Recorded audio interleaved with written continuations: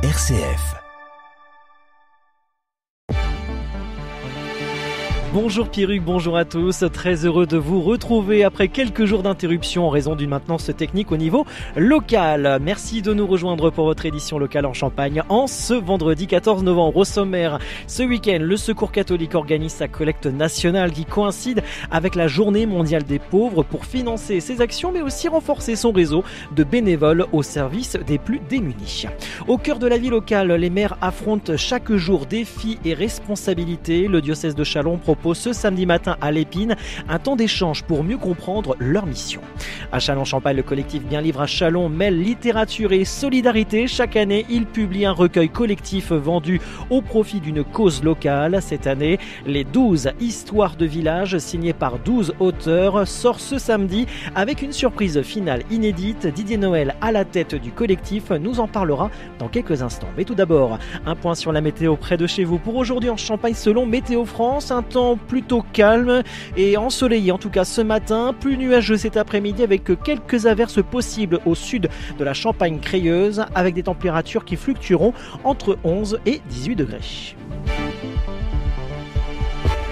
RCF Cœur de Champagne, le journal Christopher Fausten. Les 15 et 16 novembre, le Secours catholique organise sa traditionnelle journée de collecte nationale. Cette année, elle coïncide avec la 9e édition de la Journée mondiale des pauvres, instituée par le pape François et célébrée le 33e dimanche du temps ordinaire. Le père Janvier Roger Sanon, prêtre de l'espace missionnaire de l'Abri et aumônier du Secours catholique Marne-Ardenne, nous rappelle le sens et la mission de l'association au service des plus démunis. Le Secours catholique a pour mission de faire rayonner la charité chrétienne par la mise en œuvre d'une solidarité concrète entre tous en France et dans le monde. Entendez que le concept catholique signifie universel.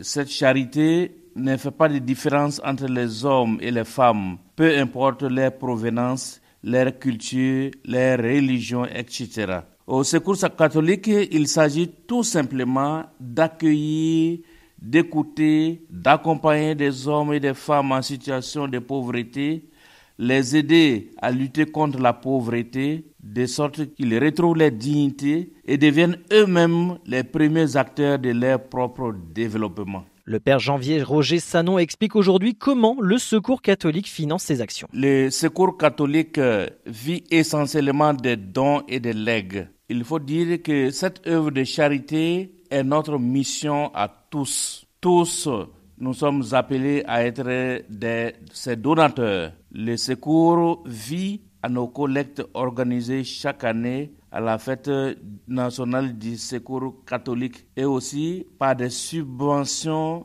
des partenaires. C'est pourquoi je lance un appel pressant à tous et à toutes en cette journée mondiale des pauvres et du Secours catholique Caritas France, prévue pour ce week-end du 15 au 16 novembre 2025. Présent partout sur le territoire, y compris dans l'espace missionnaire de l'Abri, le Secours catholique continue de faire appel à de nouveaux bénévoles pour renforcer son action de proximité.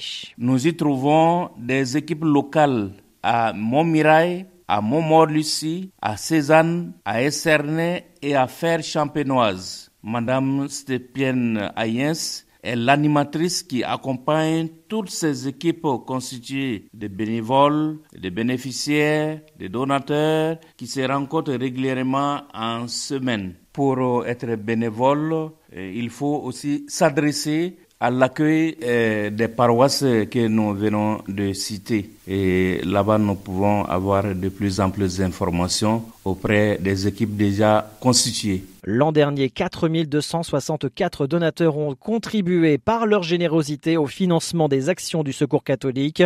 Pour soutenir l'association cette année, rendez-vous sur don.secours-catholique.org. Être maire aujourd'hui, c'est assumer une multitude de responsabilités, répondre aux attentes des habitants, gérer les urgences du quotidien, tout en gardant le cap sur le bien commun. Pour mieux comprendre ces défis, le diocèse de Châlons organise une matinée d'échange et de réflexion consacrée à la mission des élus locaux. Cette rencontre aura lieu le samedi 15 novembre prochain de 9h30 à 12h30 à la salle Odette Prévost au sanctuaire Notre-Dame de l'Épine.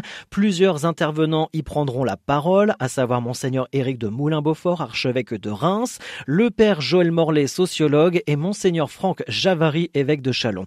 Ils proposeront leur regard sur les réalités du terrain, les réussites, mais aussi les difficultés rencontrées par les maires dans l'exercice de leur mandat. Une matinée pensée comme un temps d'écoute et de réflexion collective pour redonner sens à la notion de service public et poser une question essentielle: que signifie aujourd'hui servir la collectivité? Une réflexion qui prend tout son sens à quelques mois des élections municipales prévues en mars prochain. Bonjour Didier Noël. Bonjour Christopher, bonjour à tous. D'abord, pour rappeler le principe, Didier Noël, qu'est-ce que le collectif Bien Livre à Châlons et quelle est votre démarche avec l'ensemble du collectif, avec ce recueil annuel vendu pour la bonne cause? Eh bien, le collectif est né en fait en réponse au Covid. On faisait du théâtre avant, ce Covid nous a permis de ne plus faire de théâtre, si on peut dire ainsi. Et donc, on a créé un collectif, c'est-à-dire un rassemblement, une réunion d'une douzaine d'auteurs chalonnais. Et on s'est dit, on va écrire un livre, puisqu'on ne peut plus aller dans les salles de cinéma, de spectacles, etc. Et l'argent que l'on donnait au bénéfice des associations grâce à ces spectacles, eh bien, nous avons décidé de le donner par le biais de ces écrits, ce recueil, en disant, le profit de la vente du livre va aller à une association caritative. Nous sommes au 7e, ce bouquin qui va sortir le 15 novembre, comme tu l'as dit, qui s'appelle Les 12 histoires de village, raconte des histoires d'aujourd'hui, d'hier, de demain même. Oui. On en a une histoire qui commence 50 ans avant Jésus-Christ et qui se termine en 2300 et quelque chose. Donc ça laisse un spectre très large. Et bien et à la fin de cette opération, eh bien ça nous permet de faire quelques chèques sympathiques à des associations qui le méritent. Pourquoi avoir choisi cette thématique des villages et comment les 12 auteurs s'en sont emparés chacun à leur manière? En fait, chaque année on cherche un point de raccrochage, c'est peut-être plus joli, oui. Raccrochage des auteurs autour d'un thème pour qu'il y ait un peu une unité d'écriture au moins autour du thème, parce que l'écriture elle est propre à chaque auteur et chaque auteur fait ce qu'il veut dans son style, si on peut dire. Mais le thème permet de se focaliser autour d'un sujet et tous les ans, on est très démocratique, on se réunit en janvier généralement, on lève la main, on dit oui ou non à des propositions de sujets et là ça a été proposé parmi une multitude d'autres sujets que j'ai oubliés puisqu'on a retenu les villages. D'accord. Le village c'est le cœur de la vie au départ, c'est l'endroit où les gens naissent, vivent, meurent parfois, c'est l'endroit où il se passe des histoires un peu, pas incongrues mais un peu inattendues. Donc c'est ça qu'on a voulu choisir en disant chaque auteur va se retrouver à un moment donné lié dans sa vie avec un village. Vous annoncez une version 2025 exceptionnelle et originale avec une fin comme jamais dans l'histoire des 12. Qu'est-ce que cette nouveauté change dans la lecture et dans l'esprit du projet? En général, un livre se termine par un mot qui s'appelle le mot fin. Oui. Notre bouquin cette année ne se termine pas au mot fin.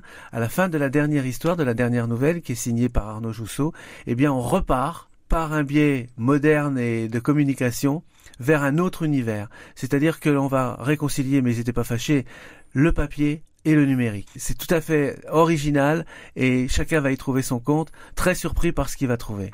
Les 12 histoires de village sortira donc ce samedi 15 novembre, toujours au prix de 12 €, Didier Noël, et toujours pour soutenir une action solidaire que vous communiquerez dans les prochaines semaines. Vous pourrez le retrouver en vente lors des dédicaces et dans les points de distribution annoncés par le collectif sur la page Facebook Bien Livre à Châlons, notamment à la librairie du Mot. Oui, à la librairie du Mot en centre-ville de Châlons. Et à Leclerc de Fanière. Exactement. Merci Didier Noël d'avoir été avec nous. Merci à toi Christopher. C'est ainsi que nous clôturons ce journal. Merci de nous avoir suivis, de votre fidélité. Très bonne fin de semaine à tous.